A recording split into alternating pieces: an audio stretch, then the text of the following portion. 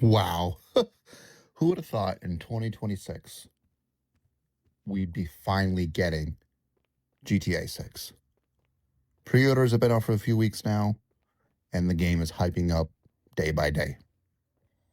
And to think that it's been 13 years since GTA 5 came out, it really puts it in perspective. Like, that's 13 years of your life playing the game, 13 years of memories, fights, missions, and stuff. It almost feels surreal, like it's been part of your life for that long. So I figured I'd make this video to kind of go down memory lane, reminisce a little bit about the whole game because it's been in my life for 13 years. 13 years, and that's funny to say that because that is probably older than a good portion of the player base right now, which is funny to think about. But let's get into it. I think was it September 17th, 2013. I went with a friend to my local Walmart, waited till midnight, back when Walmarts were open 24 hours, um, waiting in line for GTA 5 on the PS3. I It was only me and him there at the time for GTA 5. A couple people were there for something else I don't really remember, but I remember just like finally getting it, saving up the $60, walking up like yes. And then he got an Xbox copy. I got my PS3 copy. I think I posted it somewhere on Instagram or somewhere. If I find it, I'll post it on the screen right now. So I remember Liz driving home and just like looking at the game, reading the back, and it was like, I just can't wait to play it. Can't wait to play it. Can't wait to play it. So I think I stayed up late that night just playing it. Well, and then if you're a day one player like myself, you'll know that online didn't come out for another 2 weeks after the original launch. So you get to play story mode with Michael, Franklin, and Trevor, and just like that dynamic. Then they made up with like the character switch. You could switch between the three of them between missions or just in the free roam. And they could get into all sorts of like hijinks and shit. That like was such a cool dynamic because like it's something new. It's like no game really has done that before. So it was kind of fun to learn everybody's background, this whole story between Michael and Trevor, and then Franklin being like the new guy to the group, pulling off the heists, all that, and just exploring the map too, because the only games for GTA we had were GTA 4, Vice City, Liberty City, San Andreas, and even those maps at the time they felt huge. I mean, my first ever GTA that I played was Vice City, and that map felt huge at the time. Thinking back, I'm like, I drive. You could drive around that in less than 5 minutes.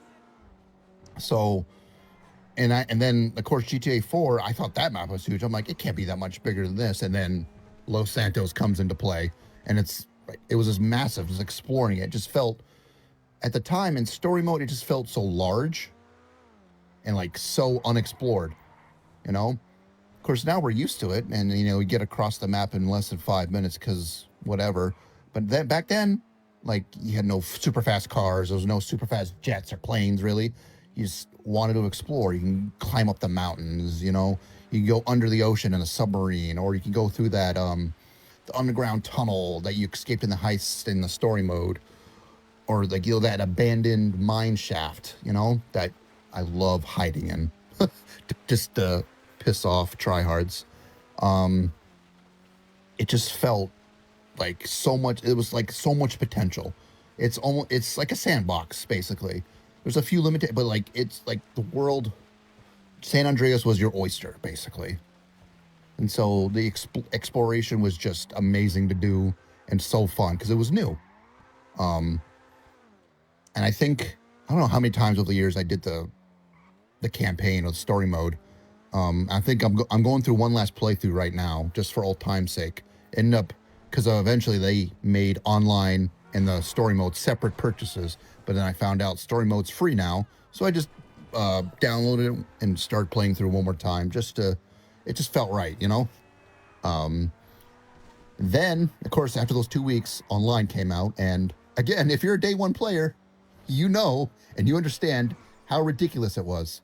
players like losing characters almost instantly. Some players couldn't even get in. They'd get in past the original like cutscene, and then it would just like crash. And I think I went through maybe 2 or 3 characters. I got maybe a couple levels in, but then it would just like erase. So it was really hard those first few weeks of online coming out, and then eventually Rockstar got it together, and everybody was starting being able to play. And so, starting out, almost no money. You know, I think you got to pick a car.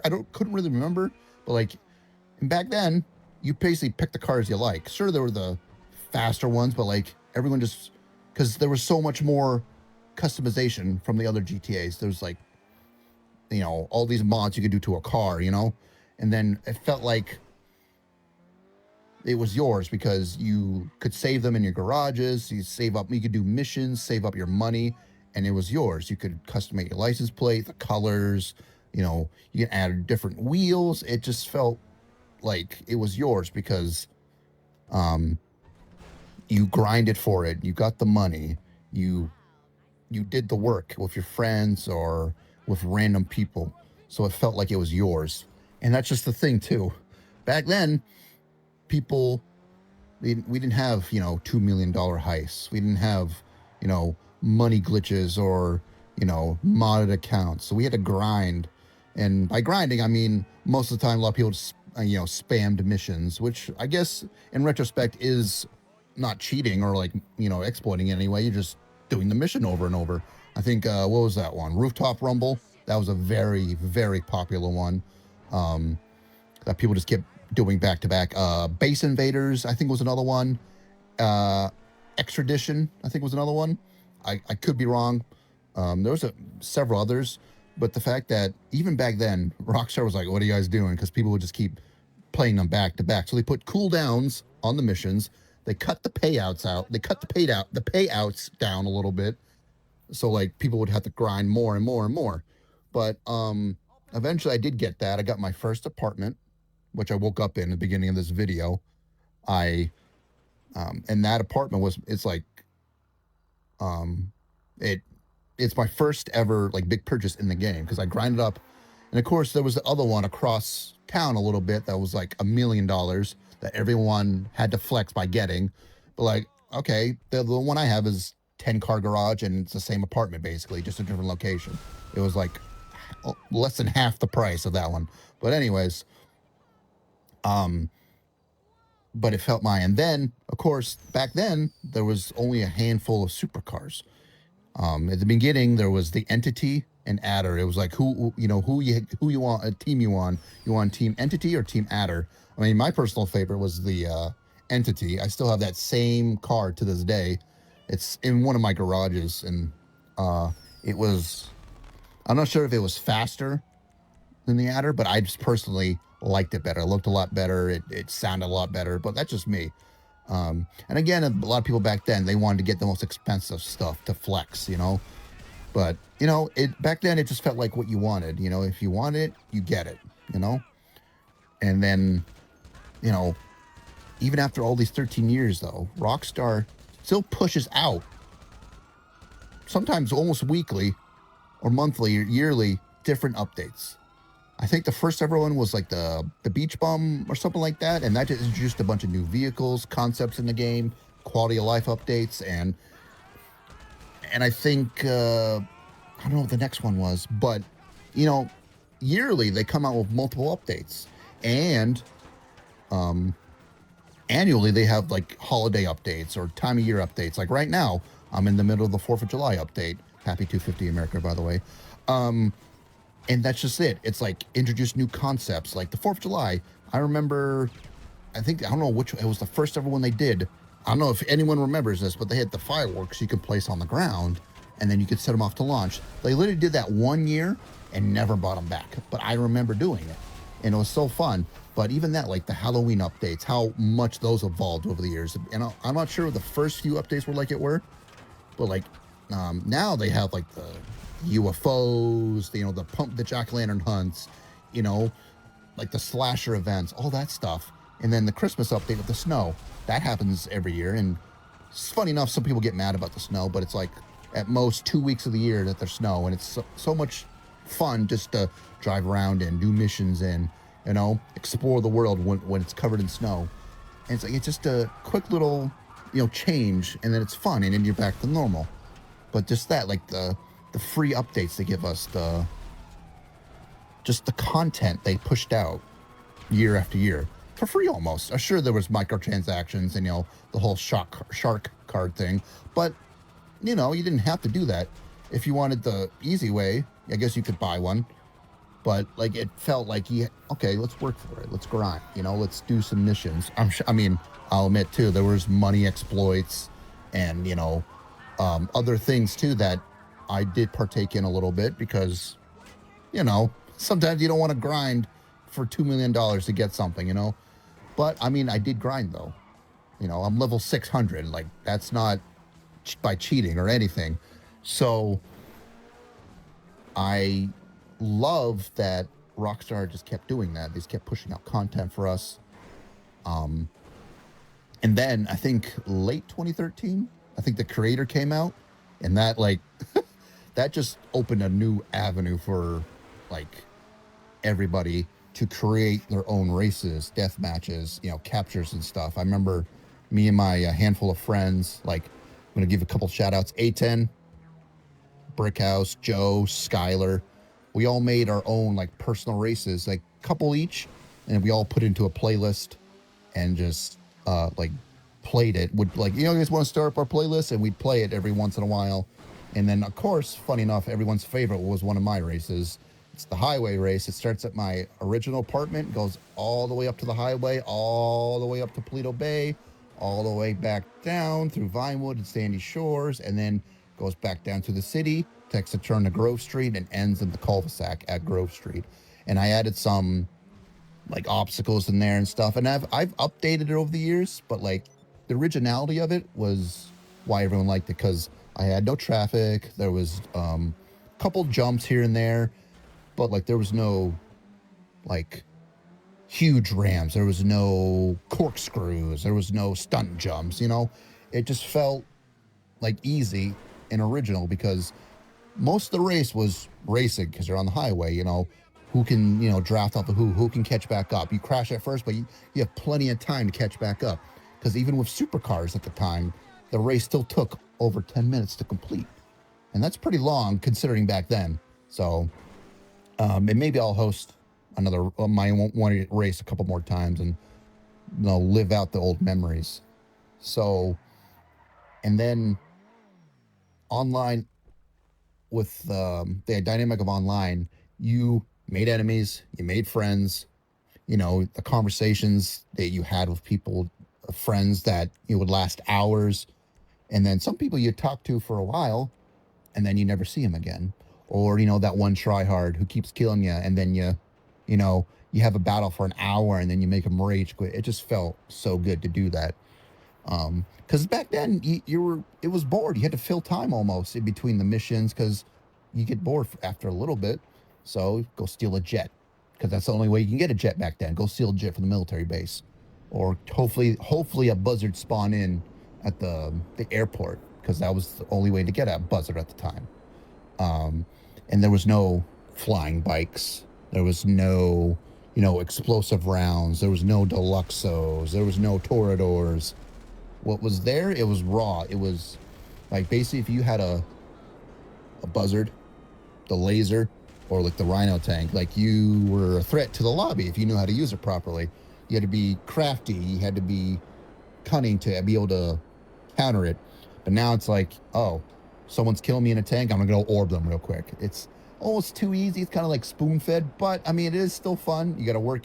People are just more try-hard now, and even to this day, I still challenging tryhards and obviously killing them. But I like to egg them on a little bit. I'll go hide somewhere, or I'll I'll keep moving and teleporting just to see their reaction, and it's kind of fun. It kills time.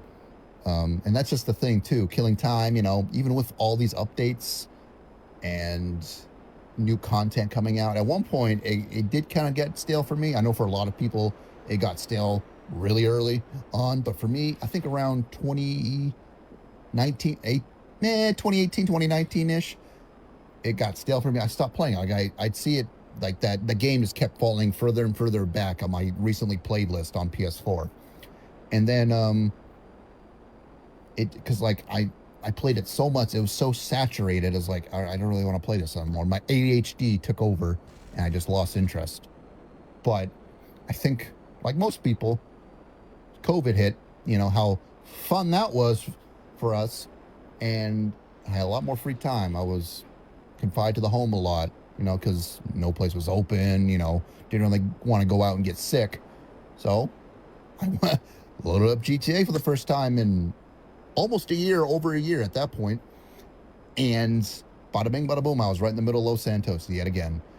And despite being gone for almost a year, it felt like, oh, I'm returning home, because at that point I've been playing for almost 6 years. So it just felt like, oh, everything's still here. But one thing I wish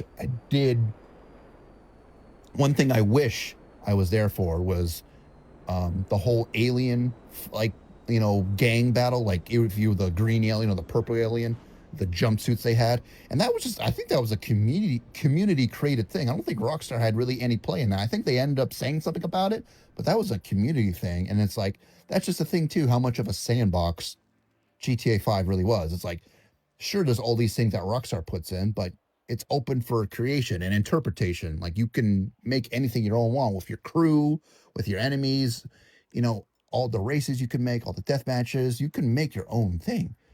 And that, like, sometimes Rockstar really likes it, and they'll verify like your creation too, or like they'll mention it on like their social media. And that's just the greatness of Rockstar and GTA, that it has the magic that the players can create. And like year after year, like the memories, that were made from doing, under the map glitches, glitching into the buildings. My favorite one personally is definitely glitching into the IA building or the FIB. One of the buildings where it's the blown up one from like the story mode. Um, there's a glitch that if you get in there, it's like a whole building. You can like go in there, and then like there's multiple floors, but there's other under the map glitches. There's, like different hidden areas you can find, like just traveling to these areas, or doing these things with friends, or even randoms that like you told them about, and they're like, oh yeah, let's go find it. It's like, it's so fun, like climbing up Mount Chiliad in any vehicle that you can, trying to get up and on like a little tiny, smart car, or everyone getting out their trucks and, climbing up to the top and then all tumbling down the side, you know, seeing how long you can last in a military base, or how long you could last of a 5-star wanted level, which is what me and several of my friends did once. I think we lasted almost an hour and a half, if I'm not mistaken. But even that, it's like, again, that's where it comes. The world is your oyster, and you can do whatever you want. And that's the magic of it. That's the magic of being a gamer. You get to decide what you do, you know? And that's just like the magic of gaming.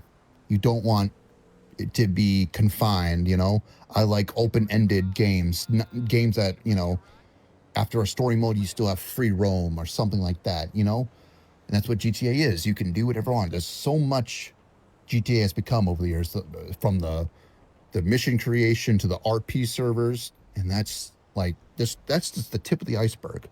And speaking of RP, at one point, a couple of years ago, I ran into someone, and they introduced me to the RP car meets. And then they introduced me to glitched cars, not glitched, but I guess merged and all that. And that's been my GTA life for the last 2 or 3 years. My collection is huge. I love modded cars now. And like Loki, if you're watching this, thank you for making endless memories with your car meets. Really wish you'd host one more before, we all leave. But that's just the thing, the amount of friends and even enemies that those car meets even made. It was so fun, because it was something new. Again, even after 10 years of GTA being out, I still found something to do, something new. And even as something new, even still, I still do a lot of things I used to do, 10 years ago. Try to make new friends, battling people for hours, just for the fun of it, because that's what. And believe it or not, getting in bad sport, which I just got out of last week, but I'll digress on that because some people have been in there for months. I've only been there a few times for a couple days at a piece.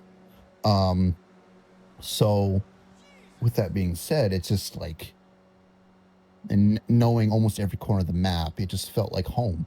Every time you turn down a certain road, you're like, oh, I remember killing so and so there. Oh, I remember, trying to jump off that. Oh, I remember, crashing a plane into that. Or I remember getting hit by a car but surviving down that corner. Every avenue, every building, every, mountaintop has a different kind of memory attached to it.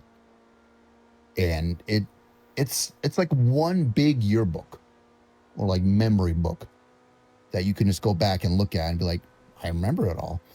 And I wish I could record like every moment, but there's not enough space in any PC or hard drive for that. But all the friends I've made in the past that have gone MIA, or the enemies I've made that I still troll to this day, it made everything. It's one big connection that made GTA fun. And I just hope that with the next generation of players that are coming into GTA 6 will appreciate it, what we had to go through, because GTA 5 was a turning point in the gaming community. Because before that, it was just like confined and small because the consoles weren't as powerful. But now, with the new generations coming out, who knows when the next consoles are coming out? Like, they're getting better and better and better, and the games are going to get bigger and bigger. I just hope they still have that same appreciation for those games that we had. I don't want them expecting too much on day one, because who knows? But they've been working on the game for how long now? Who knows? I just don't want them to be like, oh, where's this? Where's that? Because a lot of these players have been playing GTA 5 and they're like, oh, where's this? Where's that? Like, take your time to appreciate the game, and I'm sure many, many years of fun will come from that game. Like, who knows? At this point, if it follows the same timeline, when the next GTA comes out, I'm going to be in my 40s. That's crazy to think about, because I'm 31 right now, and GTA 5 came out when I was 18. It's kind of weird to think about that. Potentially, the next GTA will come out when I'm in my 40s. So I'll be a very old man, at least in the gaming community, when that game comes out. Like, I'm going to be playing it day one, and who knows what's going to hold. Like, from a year from now, what's it going to be? 2 years from now. And that's just the thing. I don't think GTA 5 is going to go anywhere. How much money they made off of it? There's still going to be players in the lobbies. There's still going to be, like, the PC servers with the RP and the mods and stuff, and on console too. Those streets are still going to be populated. Just it's going to be a lot less. It's going to feel it's going to kind of feel like the early console days. The PS3, Xbox 360 days, where the max players in the lobby was 16. We're so used to like the 30-player lobbies. It's going to feel like one of those half lobbies of only like 8 to 10 players. It's going to feel sad, but it's like, it's 13 years of your life that are now like you're looking into the future, basically. So like, GTA 5 was, I think, a very important milestone in the gaming community. It definitely like opened the eyes of a lot of people, like, oh, we should do this now because they did it. And so I don't know if that's for the better or worse. I'll let you decide that. But it created so many memories for me, because a lot of my good friends I made on GTA, or a lot of my good friends I played hours with, even something as simple as playing golf in the game for a couple games, or playing tennis, or even the arm wrestling. I think I did arm wrestling once or twice, but that's just it. It's there. They never got rid of it. It's still there. And that's just the thing. I don't think GTA 5 is going to go away anytime too soon. Maybe, I'm guessing, maybe mid 2030s, it might start to die down, because GTA 6 will be like heavy hitting by that time. And So with this, it's like I don't want to say goodbye. I just want to I'm just like I said, I'm reminiscing a little bit, looking back, you know? So it's like from all the friends I made, all the enemies I made, all the cars I purchased, all the vehicles I flew, I dove into the water with, all the battles I had on the beach, all like the races I had at the airport, the drag races I had at the airport, the races around the map we had just for fun. I want to just like thank you guys. Thank you, ladies and gentlemen. Thank you for like this amazing 13 years because it meant a lot to me because I didn't have many outside friends. So like I made a lot of my friendships within a game. And that's kind of weird to admit, but it's true. I am looking very much forward to see what GTA 6 will bring. It's it's gonna be interesting because I've already taken that day off of work. I've already requested it off, so it's gonna be fun. It's the universe is gonna explode that day. Everyone's gonna be blown away. I think it's just like the fact that they've delayed it how many times, but so to kind of close this out a little bit, I just want to remind people that we've waited this long for it.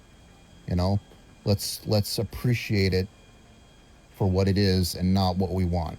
It will come. And look what happened with GTA 5. We appreciated it, we've hated it, but at the same time, like we thank it at the same time. We won't forget it, that's for damn sure. When I'm like in my 70s, I'm gonna reminisce about this to my grandchildren. Like, yep, I remember doing this, I remember doing that. And like it's kind of weird to think that, I'll probably be in my 70s playing GTA like fucking 8 or something like that. But so that being said, again, I'm a broken record. I just want to say thank you to the people I met, to the people I fought. Rockstar, definitely. Like, thank you guys so much. Like, we're not going away for a little bit more, but I'm going to try to make these last few months memorable and get people hyped up for GTA 6.